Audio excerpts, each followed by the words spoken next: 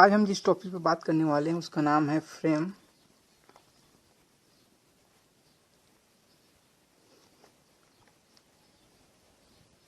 Of reference.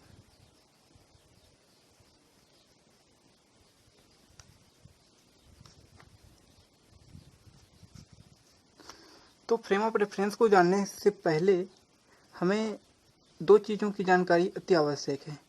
पहली वस्तु की स्थिरावस्था और दूसरी वस्तु की गत्यावस्था। वस्तु की स्थिरावस्था क्या होता है? वस्तु की स्थिरावस्था जब वस्तु पर कोई बल ना लगे, कोई बल न लग रहा हो और जो टाइम है उसके सापेक्ष स्थिति में कोई परिवर्तन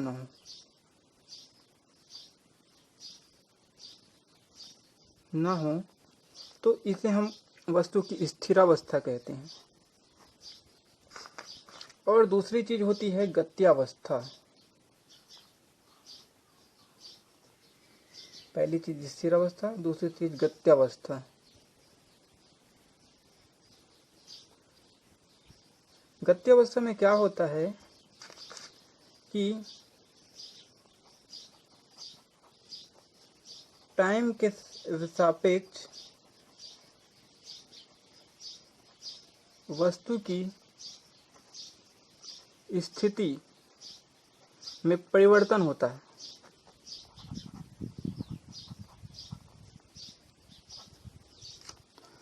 अब इन दोनों चीजों के बाद हमें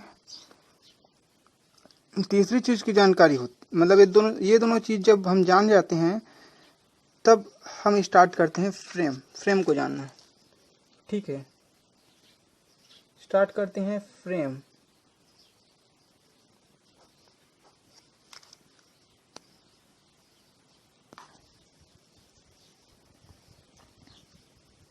जब कोई वस्तु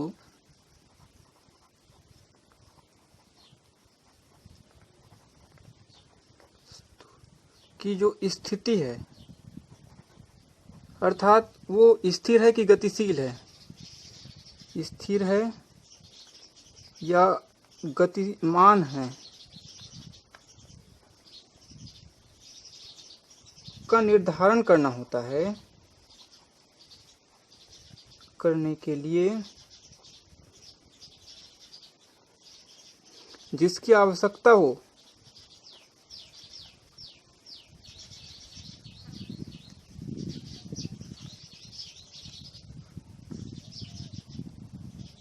उसे फ्रेम कहा जाता है।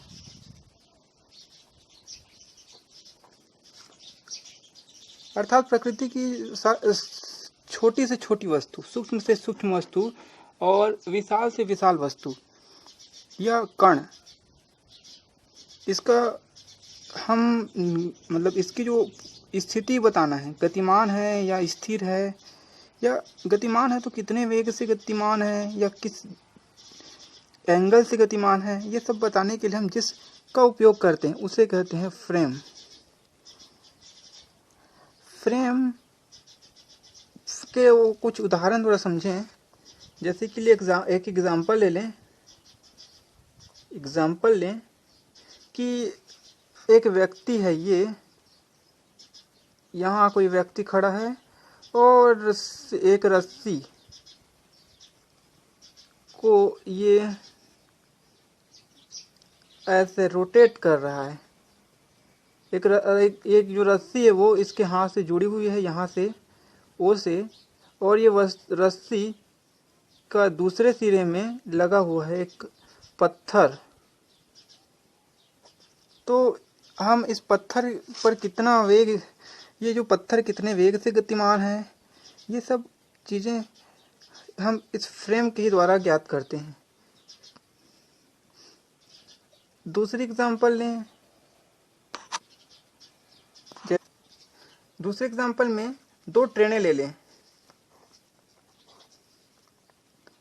दो ट्रेन ले लें जो मान लीजिए ये है ट्रेन ए और ये है ट्रेन बी, दोनों की डायरेक्शन यही एक ही डायरेक्शन है, ऐसा एक डायरेक्शन में गतिमान है।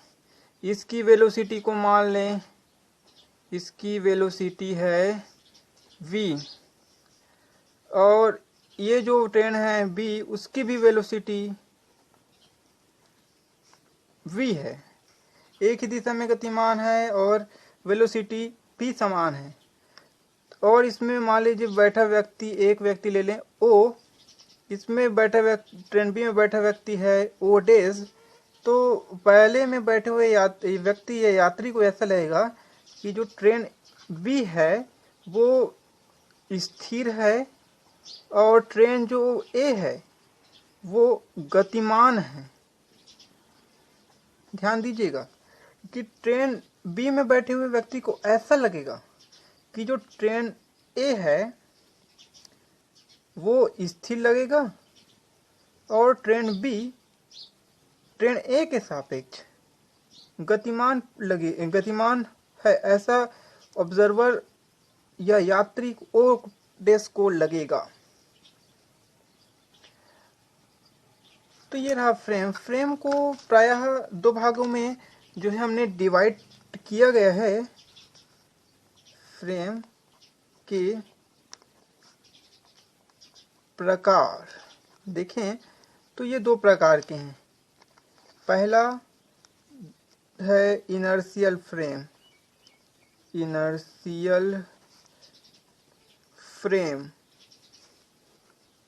दूसरा है नॉन इनर्शियल फ्रेम।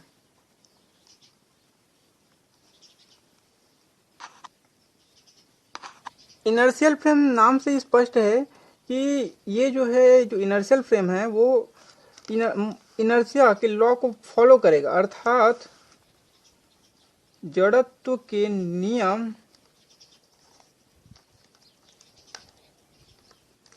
ऐसे फ्रेम में लागू होंगे।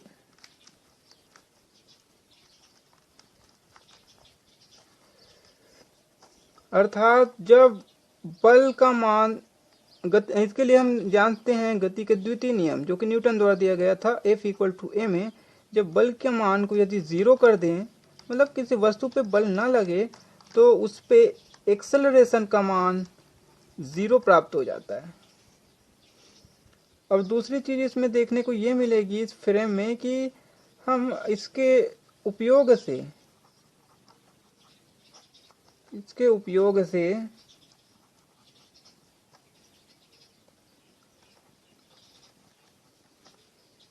वेग या त्वरण किसी गतिमान कण अथवा दृढ़ पिंड विशाल पिंड के लिए ज्ञात कर सकते हैं। तीसरी चीज हम ये देख सकते हैं कि वस्तु के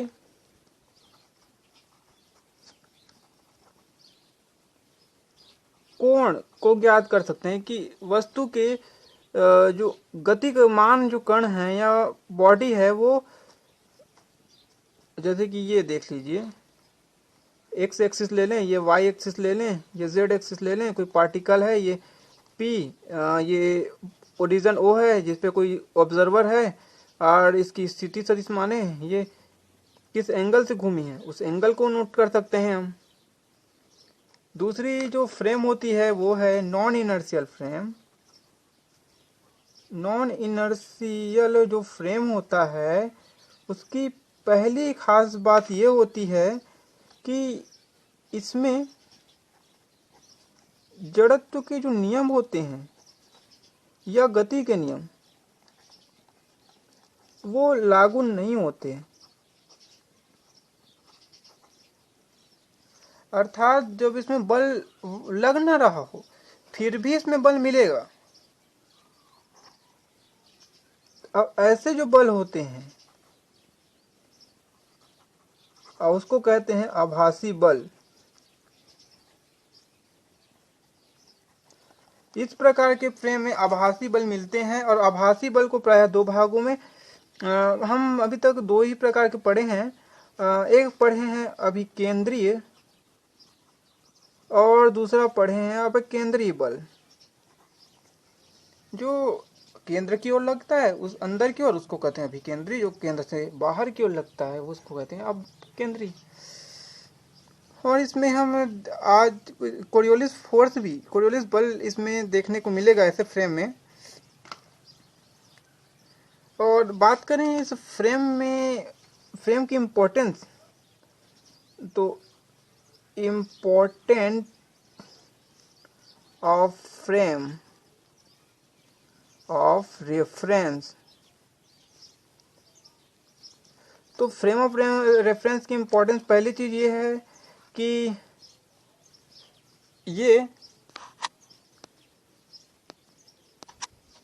तो देखिए सबसे पहले हम वस्तु की जो स्थिति बता सकते हैं कि दो पॉइंट ले लें ए और बी।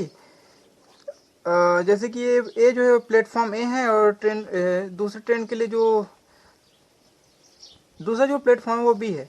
मान लीजिए ट्रेन बी से ट्रेन ए को एक ट्रेन आ रही है, तो हम इस फ्रेम के यूज से हम ये बता सकते हैं कि ट्रेन बी से ट्रेन ए तक नहीं, प्लेटफॉर्म बी से प्लेटफॉर्म ए तक ट्रेन को आने में कितना टाइम लगेगा या किस वेलोसिटी से आएगी जब वो ट्रेन ए पे पहुंची। हम उसके वेग को बता सकते हैं और हम ये भी बता सकते हैं जैसे कि कोई कण है जो अंतरिक्ष में है या कोई ऐसी जगह गतिशील है जहां कोण बन रहा है, तो हम बता सकते हैं किसी फिक्स पॉइंट के अकॉर्डिंग कि जो कण है वो किस घुमाव के साथ गतिमान है। चौथी चीज कि कण की जो अवस्था है क्या अवस्था में है, वो वस्तु स्थिर है या गतिमान है, या कब गतिमान होगी या कब स्थिर अवस्था में आएगी। ये जो है किसी भी फ्रेम के लिए सबसे इम्पोर्टेंट चीज है कि ये सब चीजें उसमें देखने को मिलती है। हम इन फ्रेम के यूज से ये सब निकाल सकते हैं।